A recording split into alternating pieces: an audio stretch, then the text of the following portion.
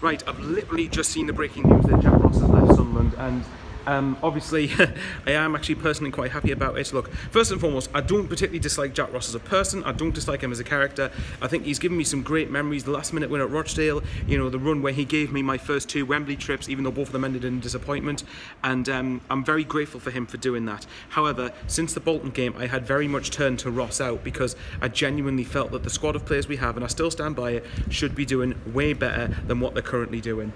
And for me, it's something that, you know, I'm relieved that it's happened, because I did say on the panel on SAFC Fan TV on Sunday, thanks for all the positive comments by the way, saying that while it's 4 points, while the gap between us and second place Wycombe is 4 points, even though I know Wycombe themselves don't play this weekend, so I'm going to assume they were supposed to play Bury, and there are obviously teams right below Wycombe who are probably going to gain points, but nevertheless, while the gap at the moment as it stands is still just 4 points, that is a chance to, it's a chance now that we've sacked the manager, hopefully get someone good in and actually, you know, go on an upward trajectory. We've got the chance now.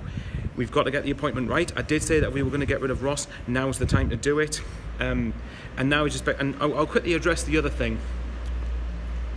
Like I said, I do appreciate what Jack Ross has done, but I did think it was the right decision, because after Bolton, I didn't think there was any way back for him. And as rubbish as Saturday was at Lincoln, it might have been a blessing in disguise that it sped up the sacking of Jack Ross. Nevertheless, though, very quickly on the takeover, there was a report today in the Sun, reports being the operative word, and make of it what you will, the Sun doesn't have a very credible reputation, that the takeover was off. I've got the hunch that the sacking of Jack Ross might have indicated the exact opposite, because it might have suggested to me, it depends, if this was Donald and Methvin's decision, then make of it what you will. But in terms of, if it was the new owner's decision, then it must mean that something's going to happen with the club. Nevertheless, though, in the immediate future, Jack Ross has been sacked. I've already said my candidate to replace him would be Gareth Ainsworth at Wycombe. But it depends. Daniel Stendhal this week just left Barnsley. Now, whether he would come immediately to Sunderland, I have absolutely no idea.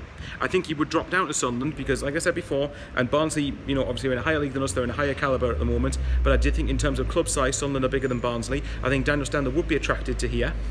But it all depends, really. Look, we'll wait and see, guys. I will love yous and leave yous there, but now we need to get this next appointment right.